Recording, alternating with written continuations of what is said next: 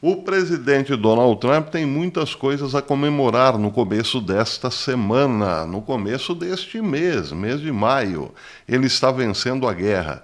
Muitos já afirmaram, Trump está sim vencendo a guerra porque encontrou o calcanhar de Aquiles do Irã. E o Irã apresentou 3 propostas e Donald Trump recusou as 3. Ainda são inaceitáveis. Por que Trump as recusou? Porque está em condições. É ele quem está dando as cartas no momento. E lá na Rússia, muita gente se perguntando o que está acontecendo com Vladimir Putin. Ele anda sumidão. O Financial Times fez uma longa reportagem ontem dizendo que Putin está praticamente paranoico. A reportagem sugere que Putin está paranoico, vive com medo, vive intocado, dedicando-se apenas ou quase apenas à questão da guerra em bunkers e se afastando quase que totalmente de eventos sociais na Rússia. E isso, claro, tem colocado questões importantes, como ele está em condições de tocar o país? Bem, os russos querem saber, sim, o que está acontecendo com Vladimir Putin. Vou falar sobre esses 2 assuntos daqui a pouquinho, depois da vinheta. Antes eu peço o seu joinha, o seu like, que você verifique aí se é inscrito no canal. Se não for, inscreva-se e acione o sininho para receber as notificações dos nossos vídeos. E peço também, gentilmente, a você que gosta desse canal e quer que ele continue existindo, torne-se membro. A membresia é baratinha, mas é o que nos segura aqui na plataforma, é o que nos ajuda a sobreviver aqui nessa plataforma, principalmente agora que os dias estão bicudos.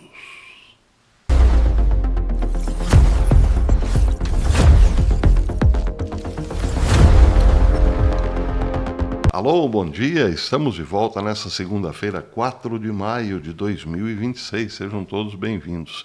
E a pergunta lá na Rússia é, o que está acontecendo com Putin?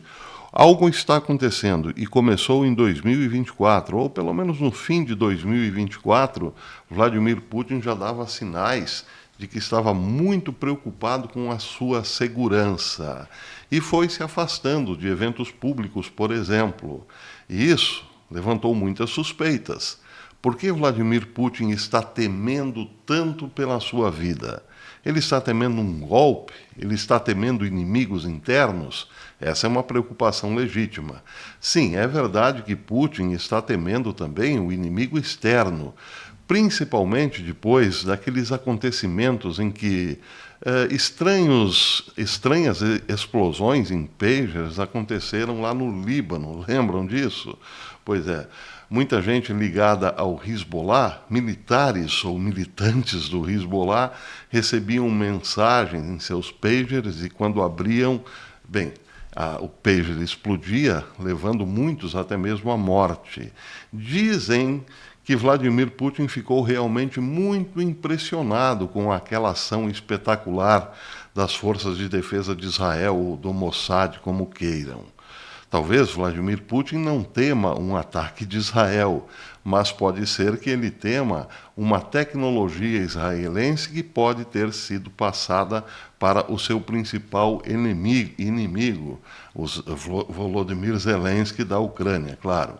E Putin teme também os drones, porque também ficou muito impressionado com a capacidade dos drones, isso já demonstrado pela Ucrânia, de atacar aeródromos russos, até mesmo nas regiões mais distantes da Rússia.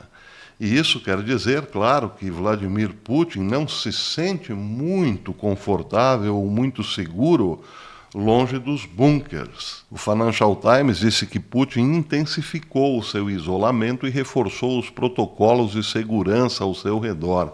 Ele está comandando a Rússia praticamente de bunkers. Esse fenômeno revela tanto uma preocupação com sua segurança física, quanto um notável distanciamento dos assuntos civis do país, disse o Financial Times. E isso, claro, segundo fontes do próprio Kremlin. Nos últimos meses, dizem essas fontes, a vigilância sobre Putin se tornou mais rigorosa. Tanto ele quanto sua família deixaram de frequentar suas residências habituais na região de Moscou e em Valdai, no noroeste da Rússia, passando agora longos períodos em instalações de segurança, principalmente na região de Krasnodar.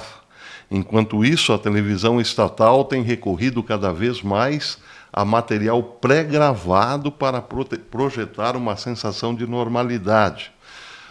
Eventos que foram gravados e não foram ao ar num passado não muito distante são colocados agora como eventos atuais. Isso para reforçar a percepção de que o presidente permanece atento à vida cotidiana. Porém, muitos dizem isso é só uma fachada. Ele, na verdade, está afastado da vida cotidiana da Rússia. Claro que nesse momento não faltam aqueles que lembram os últimos dias de Stalin no poder. Ele estava realmente paranoico, extremamente paranoico, e desconfiava até mesmo de sua própria sombra. Será esse o momento de Vladimir Putin, o momento Stalin, ou a parte final de Stalin no regime?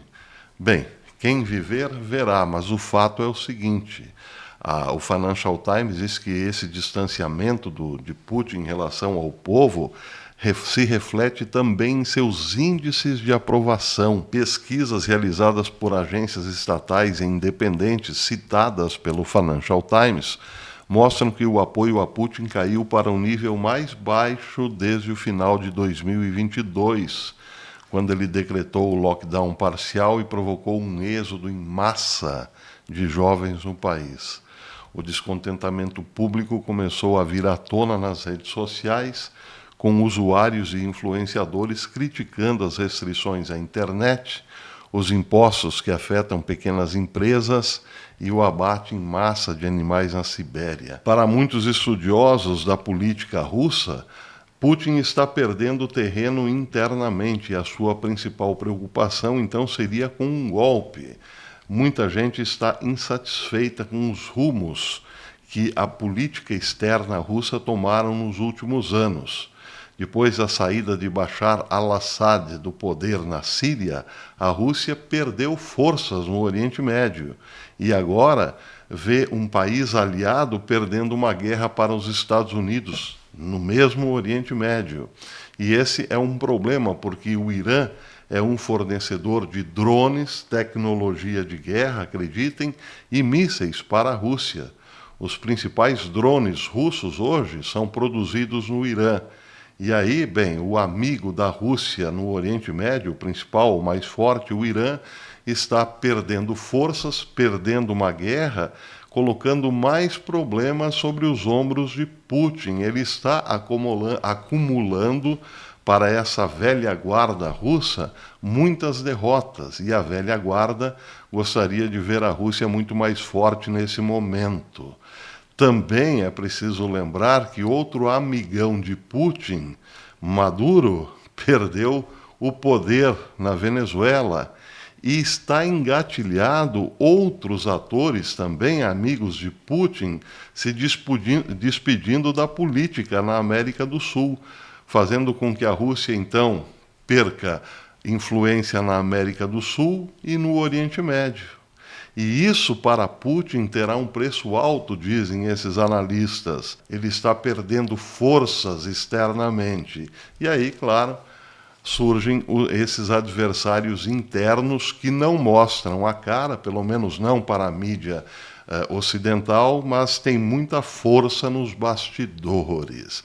Dizem que a política russa é muito parecida com a brasileira, movida a muitas propinas. Então, Putin teria, nesse momento, que se sustentar também abrindo mão de seus cofrinhos. É uma possibilidade a mais aí para aumentar essa paranoia de Putin. Será que será que ele pode confiar nessas pessoas que eventualmente precisa molhar a mão?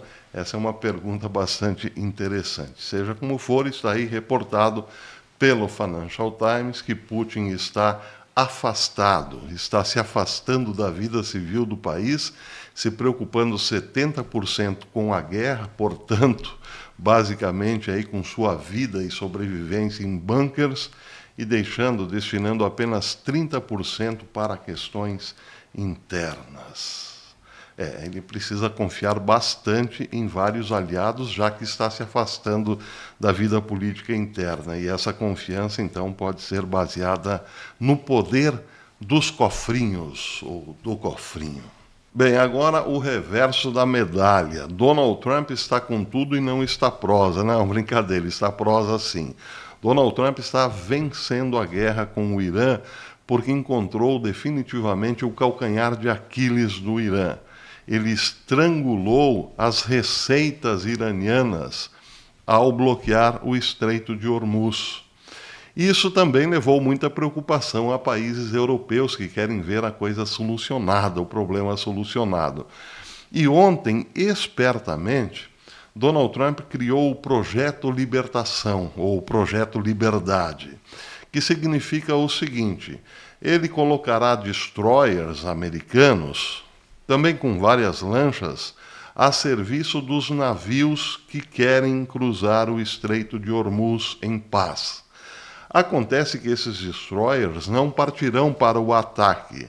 Eles apenas estarão ali para orientar navios que entram ou saem do Estreito de Hormuz. Quer dizer o seguinte: Donald Trump criou um projeto sem necessariamente envolver-se diretamente na segurança dos navios, aí vamos considerar navios europeus e asiáticos, no Estreito de Hormuz. O que ele quer dizer com isso? Quer dizer que pode eventualmente ajudar algum aliado a entrar e sair do Estreito de Hormuz, mas quer dizer principalmente o seguinte: nós conseguimos bloquear o Estreito de Hormuz, o Irã está sentindo esse bloqueio e eu não estou disposto a abrir mão desse bloqueio, não enquanto o Irã não pedir de joelhos perdão e, claro, não render-se e admitir que não mais terá um projeto nuclear pela frente. Donald Trump não está, o que tudo indica, muito interessado na derrubada do regime num primeiro momento. Esse primeiro momento é para ver até que ponto o Irã suportará viver sem a receita que entra pelo Estreito de Hormuz. Parece que já dá sinais de cansaço, de que não vai aguentar por muitos dias. E segundo, para ver se existe uma resistência interna dentro do Irã, capaz de ela, por si só, fazer a mudança do regime. Mas Trump também não quer se envolver muito nessa questão interna, porque teme substituir um regime que esmaga o povo com mão de ferro por outro regime, tão violento, tão ou mais violento que o atual.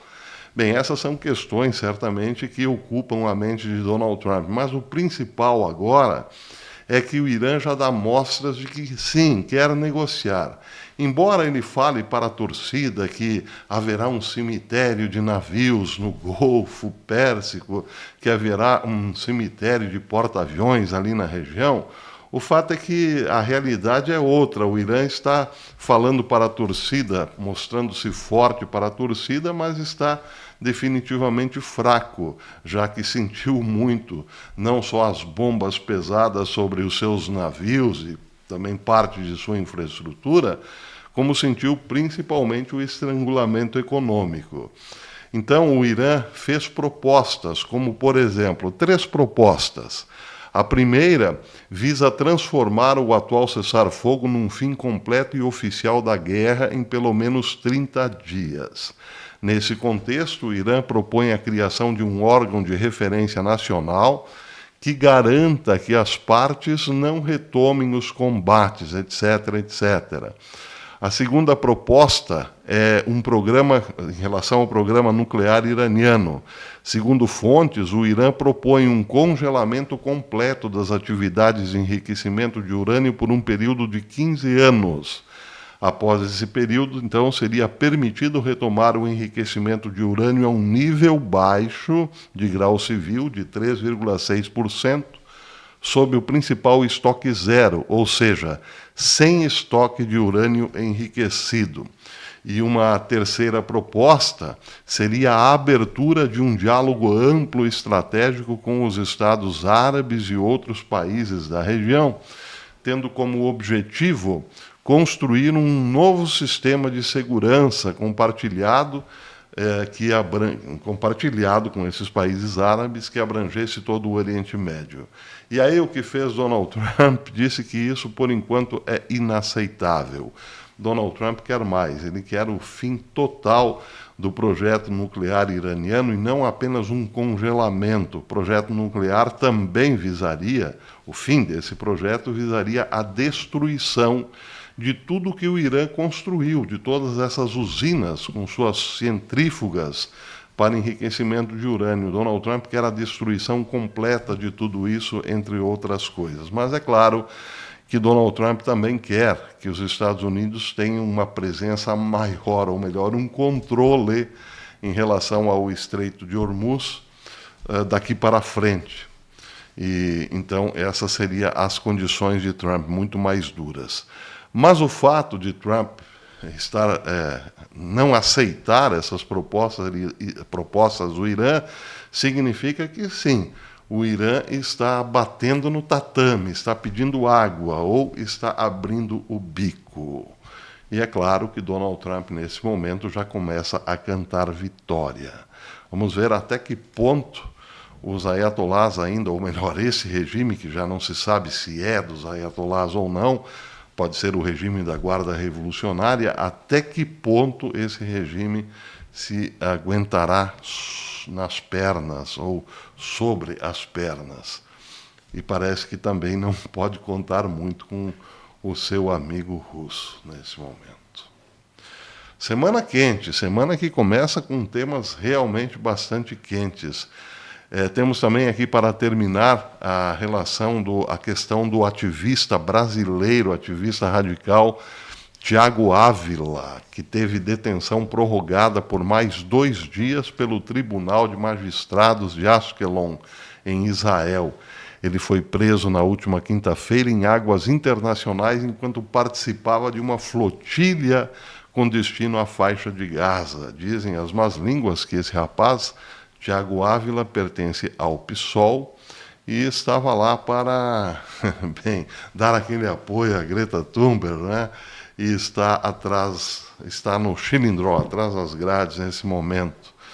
E aí, então, pode ser que Israel o considere um terrorista e não apenas um ativista pró-Palestina. Ele é muito simpático à causa palestina e ao pessoal do Hamas, dizem aqui alguns comentadores. Bem, vamos aguardar então aí mais um brasileiro aí se destacando lá fora por essas questões anti-Israel. Por enquanto é isso. Até depois, se Deus quiser.